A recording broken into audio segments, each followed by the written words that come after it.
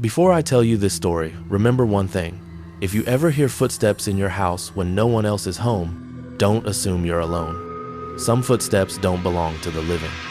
And some things walk around your house long before you ever notice them. 3 months after Melissa left the house with the whispering room, the landlord rented the same place to someone else. His name was Daniel Hayes, a quiet school teacher who just wanted a cheap place to stay. He didn't know anything about the voices, the landlord didn't warn him, he didn't mention the room at the end of the hallway, and for the first 2 weeks, nothing strange happened, until the footsteps began.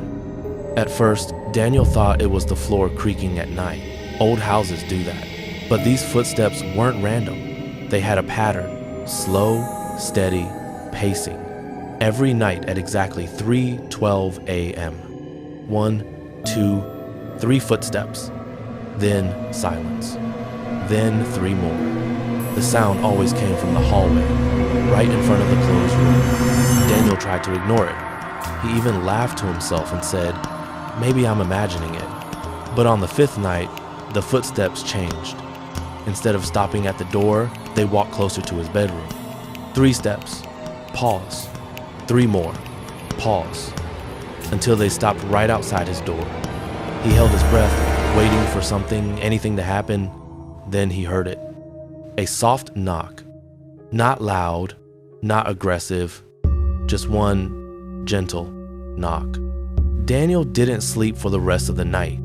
The next morning, he finally asked the landlord about the room. The landlord simply said, "It's better if you don't open it. The last person who lived there tried to, and things got worse." Daniel didn't know what that meant, but he noticed something strange while the landlord spoke. The old man never looked toward the hallway. He refused to face it. That night, Daniel couldn't shake the curiosity anymore. Around 2:50 a.m., he sat on the couch in silence, waiting for the footsteps. Right on time, 3:12 a.m., they began. 3 steps, stop, 3 steps, stop. This time, he decided to record it. He lifted his phone, pressed record, and pointed it toward the hallway. The footsteps became louder, closer, until they were right at his bedroom door again. Then the knock came. One single, soft knock. Daniel whispered, "Who's there?" And for the first time, the footsteps answered. He didn't hear a voice. He heard a whisper through the crack under the door. It said, "Not you." Daniel froze. The air around him changed. The temperature dropped so fast he could see his breath. Then something heavy pressed against his door like a hand resting on it from the other side. The doorknob twitched, just once. Then everything went silent. In the morning, Daniel listened to the recording. At first, it sounded exactly like what he heard. Footsteps, pauses, the knock. But there was something else, something he hadn't heard with his ears. After the knock, there was a second whisper. A whisper that wasn't meant for him. It said, "Where is she?" Daniel felt sick. He had no idea who she was, but he knew one thing.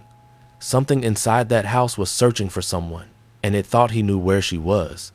That night, he slept in the living room with the lights on. But at 3:12 a.m., the footsteps returned. Not in the hallway this time. Inside the living room, they moved slowly around his couch, circling him like something was walking in loops. Daniel stayed perfectly still, his eyes closed, pretending to be asleep. But then the footsteps stopped right next to his ear. He felt warm air brush his cheek, like someone was leaning over him. Then it whispered, "Wake up." Daniel jumped up and turned every light in the house on. There was nothing there, no one there. But the footsteps, those impossible footsteps, still echoed in his mind. The next morning, he made his decision. He walked to the closed room at the end of the hallway. He didn't touch the handle, he just listened. From inside the room, he heard breathing. Soft, slow, like something waiting. Daniel backed away, grabbed his keys, and left the house forever. When he told the landlord he was leaving, the old man didn't argue. He just asked one question. "Did it speak to you yet?" Daniel didn't answer. He didn't want to. That house remains empty now. But every night at 3:12 a.m. neighbors say they still hear footsteps walking nowhere. If you want episode 4, follow now and comment episode 4. And tonight, if you hear footsteps when you're alone, don't ask who it is. You might not like the answer.